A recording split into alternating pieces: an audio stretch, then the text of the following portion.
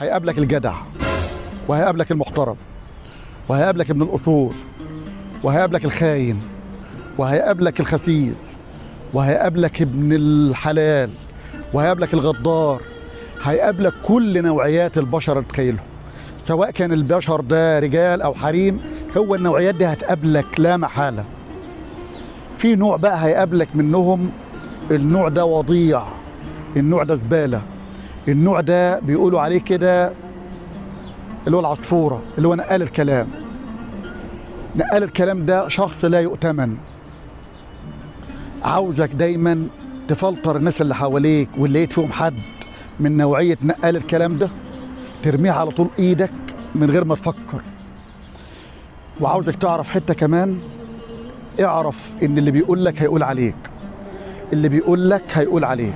فانت حاول، جالك وقال لك وفلان بيقول عليك وفلان بيعيد وفلان بيعمل، اعرف طالما قال لك فلان بيعمل وبيخلي، هيروح لفلان وعلان ويقول عليك انت كمان. فاللي بيقول لك هيقول عليك. الوضيع ده ما تأمنلوش، ما تحطوش في دماغك. هتأمن له هيضرك، هياخد منك، وهتلاقي سر بيتك كله بره. أرجوك فلتر الناس اللي حواليك. كل واحد من دول هتعرف تتعامل معاه. خاين، بيمد ايد، ونصاب، محترم، راجل. انما نقال الكلام ده هيوقعك في بلاوي ما تتخيلهاش. ويا ريت اللي انت هتقوله على فلان ولا علان قدامه هيروح لفلان ولا علان، الربع كيلو اللي انت قلته هو اللي هيروح. للاسف ان اللي نقال الكلام ما بينقلش الكلام كما هو. انت قلت ربع كيلو، هيروح لفلان ده بالاربعة كيلو. ما هو لازم يحبش، لازم الطبقه بتاعته تبقى، لازم يبقى فيه كلام، وتلاقيه قاعد في الاخر ملاك طاهر. ارجوك فلتر الناس اللي حواليك، فكر في العالم اللي حواليك. 1 2 3 4 ده تمام وده مش تمام، ده هركنه وده هعمله، انما ده ما تفكرش فيه اصلا. ده تلغيه من حياتك بلا رجعه.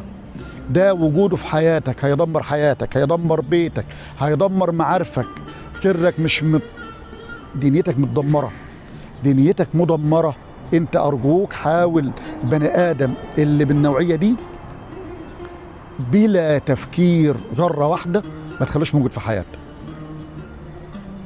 كلامي لكل بني ادم عاقل، لكل بني ادم فاهم، ارجوك ما تخليش مكان لنقال الكلام في حياتك. نقال الكلام ده زوجة، أخ، والله العظيم لو زوجتك وبتنقل الكلام هتوقعك في مشاكل لا عد لها ولا حصر.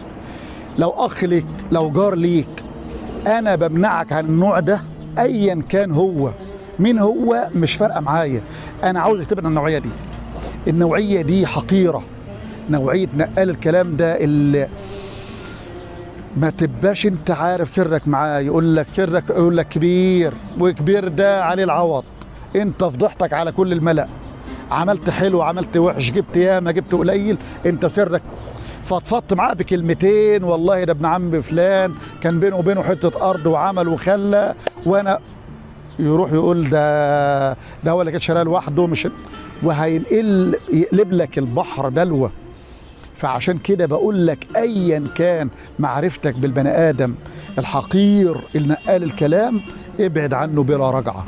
ما تفكرش، ما تحطش احتمالات ان ممكن حاله يتعادل. والله ما يتعادل. الطبع بيطلع بعد الروح زي ما كانوا بيقولوا.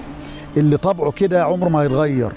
انت اشتري روحك ودماغك وقلبك وكرامتك وكل حاجه، وابعد عن النوع ده للابد. السلام عليكم.